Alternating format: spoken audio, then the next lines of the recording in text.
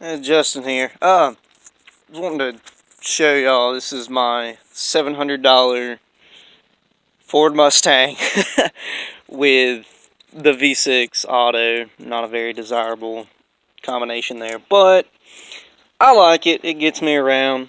That's not my only vehicle, clearly. But I was wanting to show you guys. When I bought this car, it had a AC problem. I noticed that it was just like blowing hot air. So the blower was working, but clearly it wasn't cold. So I'm like, okay, it needs to be charged. Well, I went to the store, got some coolant or refrigerant, whatever, and went to go charge it. Put it in there, and it's still hot. And I'm like, I ain't getting it. So I did some looking around, trying to find some things or whatnot, and the clutch on the AC compressor. First off, I didn't know if it was any good, so with the car not running clearly, I'd seen if I could turn it. And I've heard that if you can turn it and hear a little bit of a hiss from, I think, the low pressure line, if I'm right. Actually, I think that's the high pressure there. But either way, if you can hear a small hiss from it, that means the compressor's good, as far as I can tell.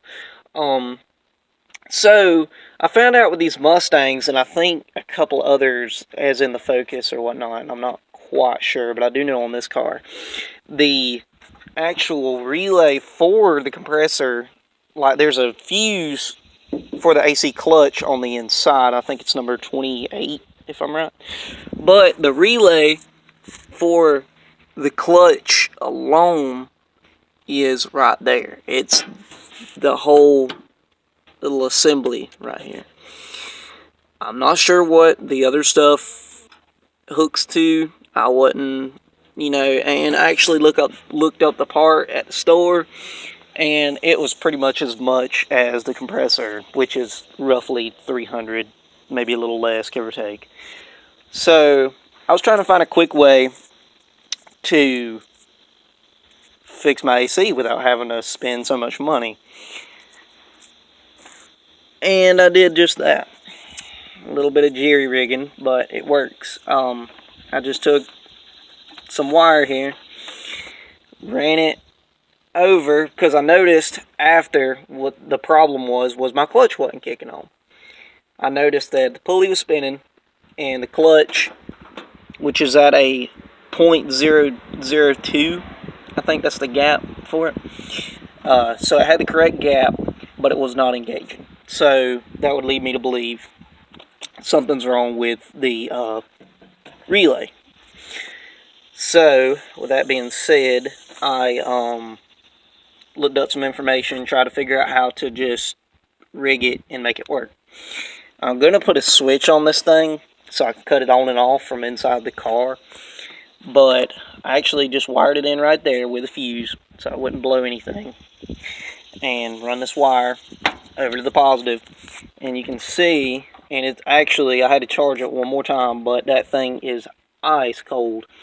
And if you can watch right here on the clutch, when I go to hook this thing, it's just, I'm not done with it. I literally just started doing this. Hook it to the positive, and it's actually a yellow and black wire on the bottom of the compressor where it hooks into. There's two wires. One's a ground, and one is a positive, which is a yellow and black. And you can see right here with that clutch, it engaged. And it will turn. And it is ice cold in the car. And literally all I'm doing is touching it to the battery cable there. And I am going to wire up a switch to that, so it'll be, very easy to mess with, because I know the clutch doesn't run all the time when the car's running, if you're running the AC anyways.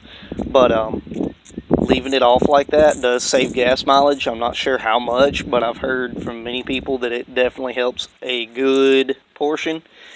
So I try to leave it unhooked as much as I can, but when it gets hot, I definitely love to use it. So anyway, hopefully that'll help you guys out a little bit, trying to figure out something with your AC and having to bypass it for nearly, $6 at Walmart for a little bit of wire. So, alright, well, it is Justin, and like and subscribe.